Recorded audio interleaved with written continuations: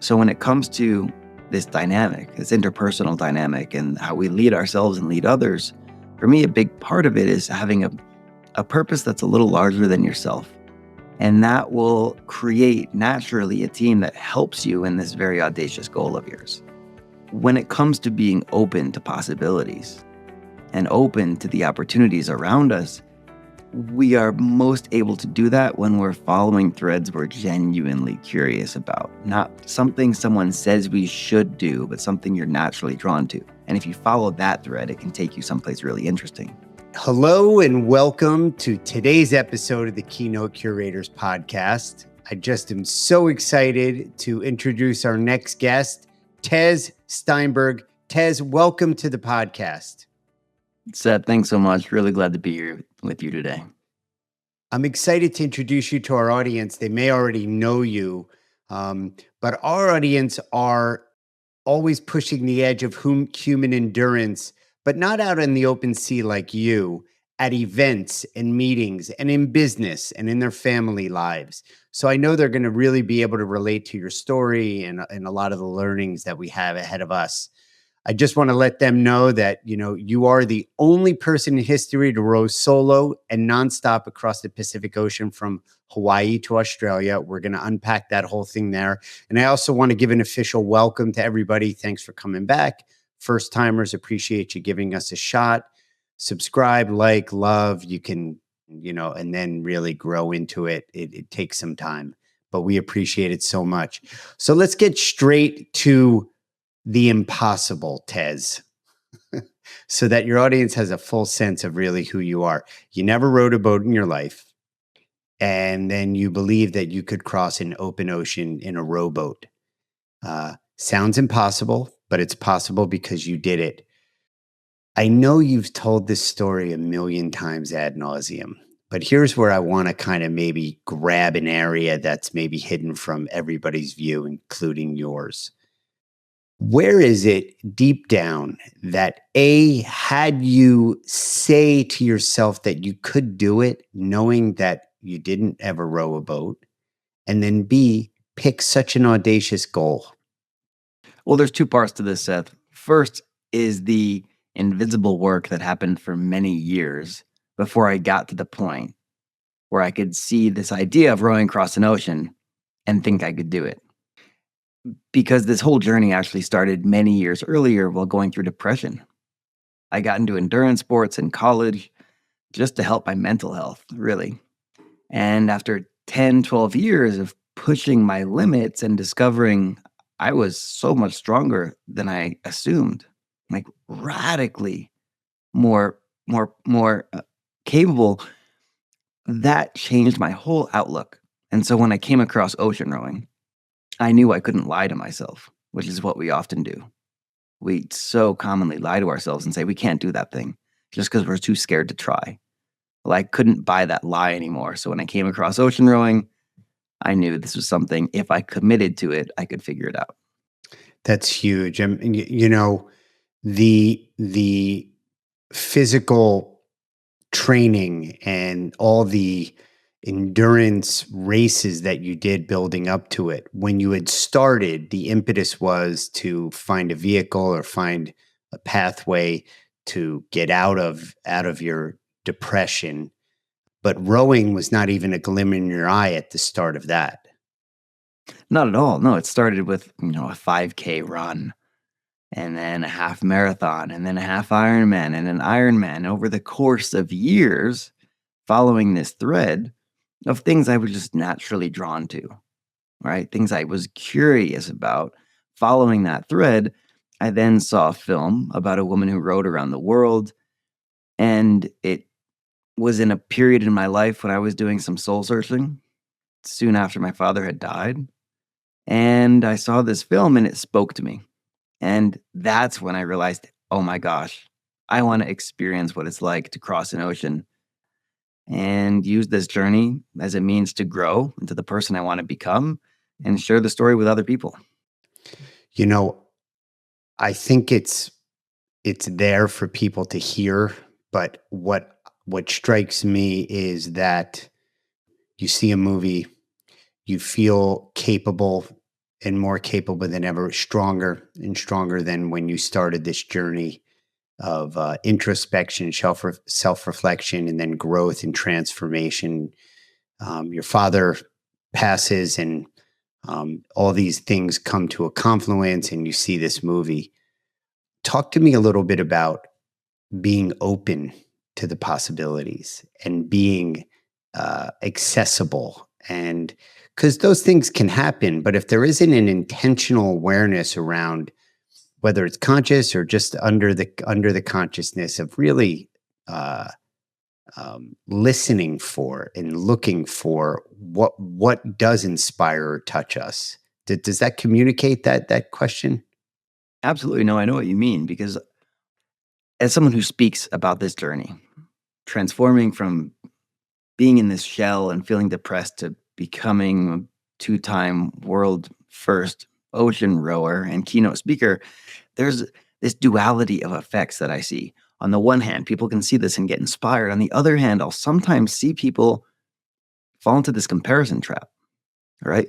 And feel like, oh, I haven't done anything with my life, or I don't know what that thing is that I'm called to. And what I want to call attention to on that is this didn't happen overnight with one quick decision to row across an ocean. It was this long journey. And in fact, the first time I heard about ocean rowing was in that period of depression. And the first time I heard of it was a TED talk about a woman who rowed around the world. And I literally watched the talk and thought, too bad I'll never be that cool. Because I Mm, didn't have that belief. I didn't have that mm, possibility. And I first had to go on this journey that had nothing to do with rowing. It had nothing to do with any big outcome other than just seeing what I was made of and something I was naturally drawn to. And so I think when it comes to being open to possibilities and open to the opportunities around us, we are most able to do that when we're following threads we're genuinely curious about, not something someone says we should do, but something you're naturally drawn to. And if you follow that thread, it can take you someplace really interesting. I'm inspired. We were just together recently at a client event, very moving. Everybody was walked away, and it felt like there was an injection of life, a real spark. And you had challenged or really made a strong urge and request for them to look within and see where they could push the limits. Our audience, I know they come for stories like this just to feel so inspired and be able to hear firsthand what it takes to push these limits. Many of our listeners and viewers are meeting professionals who you deal with all the time in the keynote speeches that you deliver, and we always put the notes of your videos and your bio and your speech descriptions and how to find out your availability. So we'll do that for our audience as we always do. But they push limits, but they have constraints. They create events, they market events, they medium-sized small business owners, they being our viewers and subscribers. So academically, it's great to go out and see what's possible, but sometimes there are these constraints that are a reality, like the waves, the weather, the size of your boat, your personal limitations. But then there's also the limit of the beliefs of the mind. And that's where I want you to share a little bit about that. Like, how did you I would gather, and these are my words, just destroy limiting beliefs to get to where you needed to go? The destruction, so that on a good day, you destroy them. On a bad day, you make friends with them. And this is where I try to correct what I think are sometimes misunderstandings with endurance and grit and resilience, because we often imagine that the process of cultivating resilience is one of completely overcoming your fears Mm. and silencing all of your doubt. But I don't think, at least in my experience, that's not how it works. No, I It's mean, I'm taking very action with your interested. You fear. pulled me in here because there's a myth there that you're addressing. No? It's that you're fearless. There is no fear, right? That's absolutely not the case. In my case, I was terrified. Both of my expeditions. First in 2020, when I rode from California to Hawaii, before which I had never been to sea, wasn't a rower, wasn't a sailor. And when I got in my boat, I was terrified. And then when I completed that expedition and did a second one, you'd think, oh, well, he knows what he's doing. You would have some confidence. I knew what I was signed up for and was even more scared. Right. And so it's not about silencing these doubts. It's about taking action with them, acknowledging that the fear, the anxiety, the concern, these have a role to play in making us aware of things we care about, of danger, of risk, of all these important factors, but don't let them stop us from taking intentional action. Just take it with it. Yeah, and I love that. Be friends with them. On a good day, be friends with them. It's not only the acknowledgement, like sometimes you hear, whether it's a psychologist or friends or acknowledge it's there. There's a voice in your head, but it's not enough just to acknowledge it. You have to kind of inhabit it and live with it, and have it be there and still act. And that's sometimes the challenge where these limiting beliefs can be so consuming. Something I'd love to get your take on here, because you strike me, again, we were recently together and we've had some, really beautiful conversations about family and where we are in our lives and what's ahead, and, what some goals are. And we're only, greatness is achieved in the agency of others. I believe, I can speak on a very small scale, not to belittle it with the word small, but my team, I feel like we're doing great things here at the Keynote Curators. I really do. We're bringing voices that transform the world. And one of my core DNA mantras is, down to my cell level, is words matter, words make a difference, and words can change the world. So we're a vehicle for that. And, deep down, it requires more than one person. It requires others. You are Mhm. the one rowing the boat, but I know you had a team out there. So this is a question wrapped inside of a question. You were alone at sea for over 100 days, and there's 197. 197, so almost 200. Thank you. Our audience, just imagine 197 days alone. Yet you had contact and you had a team. And even when you weren't literally communicating, you knew they were there. Mhm. And talk about the dichotomy or the duality or the multiality of being physically alone, knowing you had the team, knowing others are there, supporting you. Talk about that, kind of what was revealed for you. There are many different pieces to that. So first of all, I think even within ourselves, kind of like your last question with the doubts and the inner voices, there are different parts of ourselves too, and different voices that come up. And first of all, it's when you spend time with yourself, you get to know these different parts of yourself too. So even before the rest of the team, one thing I encourage people to do is get comfortable spending time with themselves. Then you can also see how you relate to others a little bit more clearly by understanding yourself a little bit more.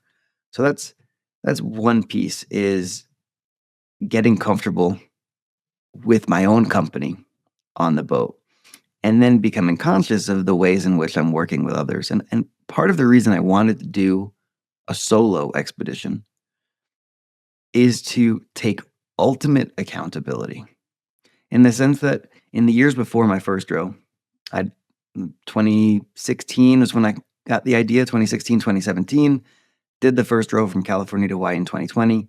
In those years, one of the things I really wanted to work through, what I felt was kind of a default programming, where if something didn't go my way, the way I hoped, look to blame others.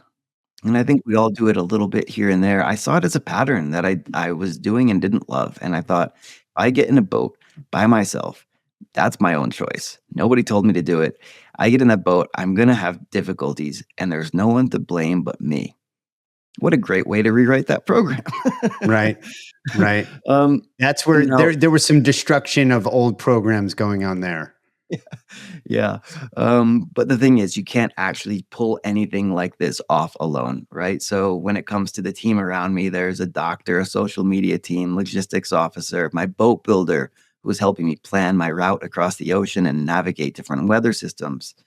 Then my whole family and so many others who were stepping up, aside from obviously sponsors and supporters. And what I found most interesting is when you share a mission that's bigger than yourself, so many people will come forward and help you. And if I had had this vision to row across an ocean and it was only because I wanted the experience for myself, I think I would have had pretty limited support. But because I genuinely wanted this journey to be of positive impact also for other people and was raising scholarships with the first row and raising funds for ocean plastic with the second row, that resonated with a lot of people. What I found is it wasn't so much an issue of recruiting a team as much as sharing what I'm up to and a team formed around me. And so when it comes to this dynamic, this interpersonal dynamic and how we lead ourselves and lead others, for me, a big part of it is having a purpose that's a little larger than yourself. And that will create naturally a team that helps you in this very audacious goal of yours. It's it's so important, right? So there is that dance between the personal accountability, but knowing that when you pick that goal that's greater than you, and this is something I got from the last presentation I attended where you delivered it to one of my clients was choose that goal that's so big that you have to grow into it or become the person that I'm beating it up a little bit, but you know what I mean? To become the person that's required to achieve that goal, live into it, live into that future. It's so beautiful. And it requires others as well, you know? Exactly, exactly. The quote you're thinking of is set a goal so big you have to grow into the person who can achieve it. Yeah. That's just awesome. The part that I'd love to share with our audience is the money you're raising and the awareness that you're raising and the impact that you've actually executed, deployed, that you've done around plastic and rivers. Can you share a little bit about that? Yeah, absolutely. So when I was at sea in the first expedition, I saw ocean plastic every day. And when I reached Hawaii, I really felt I wanted to do something about that. Started learning about ocean plastic. Turns out So 80% of just it comes just from for our rivers. audience to have a picture, I'm sorry I cut you Yeah. off, but No, you're fine. You're fine. like you're literally out in the middle of the ocean. There's no land for behind you, in front of you, to the side, to the left, pretty deep down below. We're going to get into wildlife and the whales and all that. But you're just rowing along in what? There's like a Clorox bottle or like a trash can or something. Like, what do you see? So most ocean plastic pieces are small pieces of plastic. Plastic doesn't break down, it breaks up into smaller and smaller pieces. And so the Great Pacific Garbage Patch, which is one of 5 gyres in the ocean, consists of plastic that has been aggregated through currents and comes from all around the world. And as it gets aggregated, it breaks up into smaller and smaller pieces. So most of what I was seeing were small, non recognizable flecks and specks and small pieces that is more akin to air pollution and smog Hmm. than what people visualize, which is a floating island of trash. Right. It Like quickly bottle breaks up. caps, right? Or a Yes, and now Gatorade bottle or of something like course, that. Yeah. of course, there are recognizable objects. There's bottles and caps and shoes and hampers and hoses and pens and you name it. Like I would see solid recognizable objects and pull them out and they'd have languages from all over the world. But most of the time it's these smaller pieces break up into smaller and smaller bits and then eventually sink. And so I realized that although I was seeing tons of plastic of all different types, most of it's invisible because most of it gets so small, it becomes these tiny fragments and then eventually sinks or gets ingested into marine life. And at the same time, I'm 1,000 plus miles from land. The people nearest to me are aboard the International Space Station. I'm so remote and yet seeing this trash every day. So it was frankly heartbreaking. And so I decided to do a second expedition and dedicate that journey from Hawaii to Australia to raising funds and action to help solve ocean plastic by building barriers in rivers where plastic is flowing to sea. Mm. 80% of ocean plastic comes from rivers, and most of these rivers are in developing regions with high seasonal rainfall, i.e., monsoon, and low waste infrastructure. Where do these villages put their trash? It goes into a canal or a river and it flows out to sea in the monsoon. So I found a partner who specializes in exactly this kind of work. They're called Sungai Watch in Indonesia. Sungai means river. And they have over 300 barriers across Indonesia that are serviced by teams every day. They collect all this trash, process it into 40 different categories, and get it recycled. What are And the so when I saw barriers? What are the barriers made of? they are PVC pipe with metal grates that extend Oh, beneath them. So okay. they're floating barriers. And we're talking some of these rivers might only be, river. Right. It's an irrigation ditch in some cases, right? Yeah. We're talking Yeah. 5 feet apart. In other cases, it's 50 or 100 feet wide. Right. But you string together these modular barriers. Each section is maybe a couple feet long, right? And then it goes across the river. It floats on the surface. These are non-navigable waterways. Uh, Wildlife can swim and get around them, but it stops the trash. And so with the second expedition, by sharing the story online, we raised donations from around the world, funded 15 barriers in Bali that have stopped over 80,000 pounds of plastic from flowing to sea over the past year.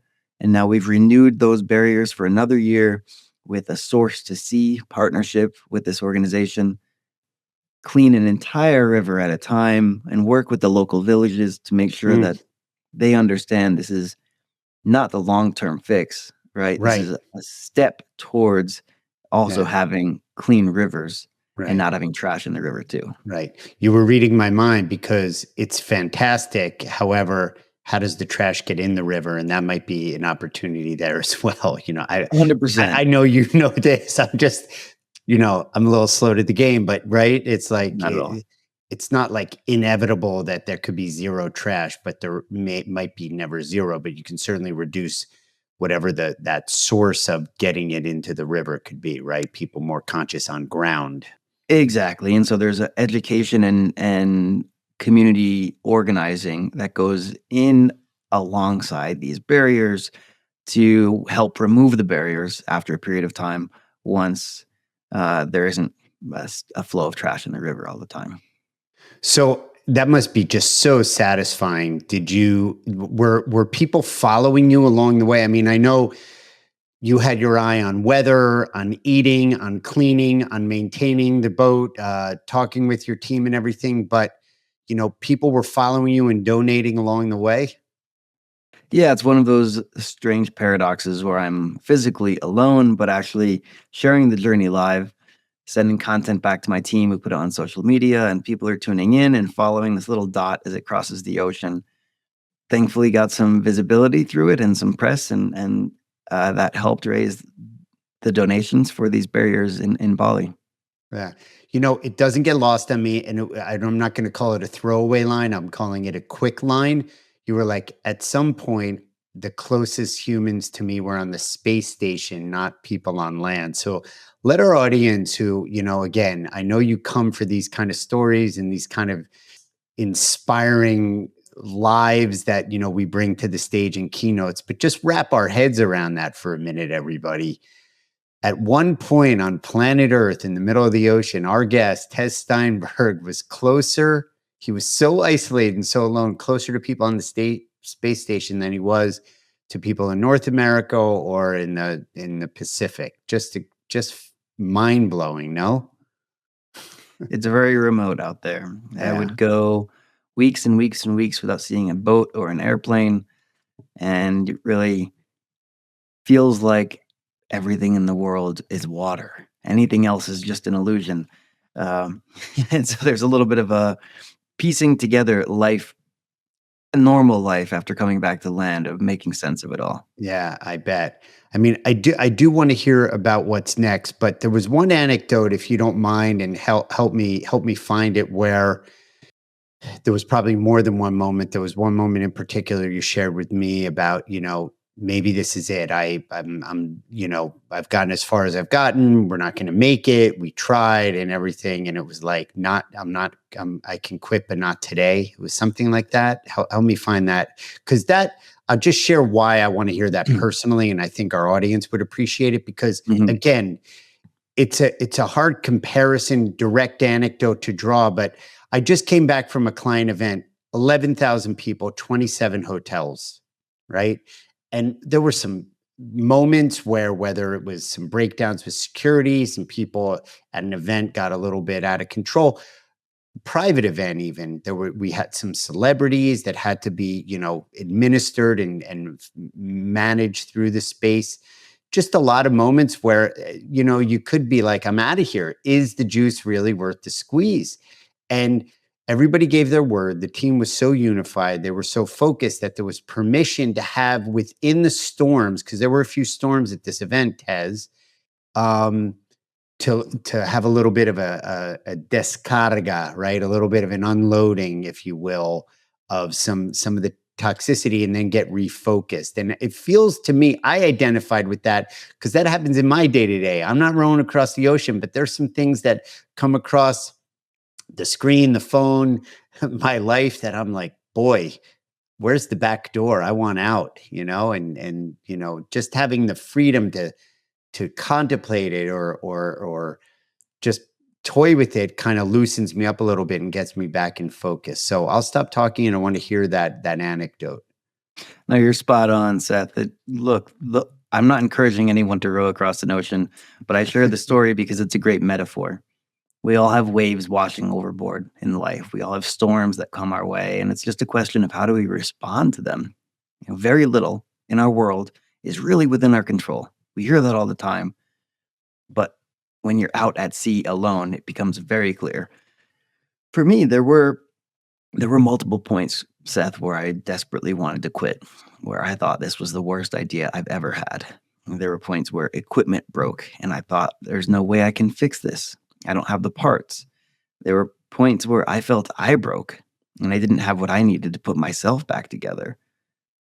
But the interesting thing about rowing across an ocean is there's no elegant way out. Yes, I could coordinate a rescue or an extraction, but it's such an inconvenient and costly process Yeah. that you have every reason to rethink that. And so that what helped me get through some of these hardest moments where I desperately wanted to be anywhere else was giving myself permission to quit. It's like a sweet little white lie. On the one hand, giving myself permission to quit would acknowledge the part of myself that needed to be acknowledged and affirmed, and saying, yeah, what you're doing is really hard. It's normal that you want to quit. Not shaming that part of myself, but making it feel heard.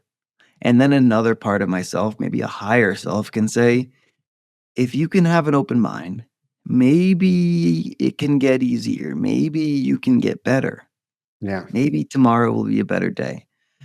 And that line was really valuable for me. And I would actually repeat it out loud. I can quit, but not today.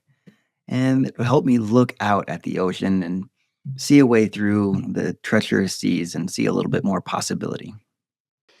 I take it there were a lot of other things you said out loud that weren't so PG in manner. There Yeah. were indeed, Yeah. yes. Yeah. For sure, right? That's a laugh of recognition. I would be remiss, we're coming to the end of our conversation. This could be a 3-hour podcast. I'm not kidding. We're coming to the end of our conversation. Talk a little bit about just the extraordinary wildlife in these moments where, you just were taken aback or blindsided by something completely unexpected. I know you've told me many stories, but what comes to mind? I mean, from day one, I had a front row seat to some of the most incredible wildlife. Wildlife are often very smart, not just whales, but also sharks and all these other species. They investigate anomalies. And the cool thing about being in a rowboat is you are an anomaly. The sound of the oars draws attention.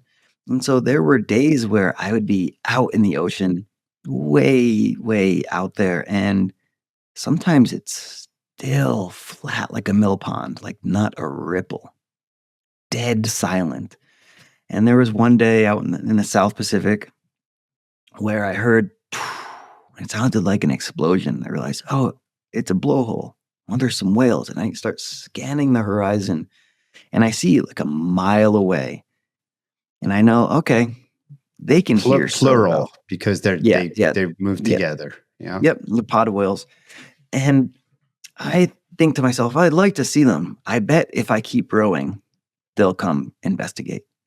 And so I just row 5 minutes, 10 minutes, 20 minutes later, they come up right next to me. Right. And it's these interactions, it's not just getting to witness something, it's realizing they're also witnessing me and investigating me. And some of the coolest moments were like that, where I would want to put down my oars and take the video and photos of this mom and calf fin whale that were circling my boat. But as soon as I'd stop rowing, they would lose interest. And so it's this interesting dance, like you said, accepting that, okay, this is something I get to witness and record in my mind and not look at it through the lens of my iPhone, Right. and just remember it for myself. Right. It makes it, I don't, to me, what I'm present to is it makes it that much more sacred, and, so personal, and you earn that unique one of one moment, and not that it's coming from being stingy, but it's like sometimes it's just, the recording and the stills and the video just, it doesn't warrant it in the moment, right? Whether they lose interest or not, you have that choice. Yeah, and thankfully, I did have a lot of cameras Yeah. running most of the time anyway, so I could Right. just say, "Okay, this is getting recorded some way, even if not in my hand and not for this photo." Yeah. And, next year, there'll be a film coming out That's about, what I wanted to ask you about. What's next? Please share with us. a couple of things, a couple exciting things, Seth. So one is a documentary film that'll be coming out from, an Academy Award-winning director, next year. A journey about, yes, my 2 expeditions, but the If you get backstory, to the red carpet, will you be rowing down it? with you at my side, pal. Thank you. Thank you. Um, so a doc film next year is a very exciting prospect, and I realized I learned a lot from spending 6 months alone at sea. One of the things I learned is I feel complete with rowing, but I also have a lot to teach. And so I've started working with, another athlete who's going to do a world first expedition next winter, 1,000 miles of a never before completed route, raising funds and action for mental health and addiction recovery. And Mm. so I'm the GM for his expedition that we're announcing on World Mental Health Day 10/10 in New York City. In addition to those 2 things, obviously, I'm also sharing the story and lessons from my journey to and across the ocean through keynote speaking. Yeah, that is just beautiful. That's just brilliant. The whole paying forward, the through line of feeding the awareness and transformation and education around mental health, and continuing, to provide, making a difference in our waterways. So just kudos to you, chapeau, hats off, just really awesome. We came to the end of the conversation too quick, Tez.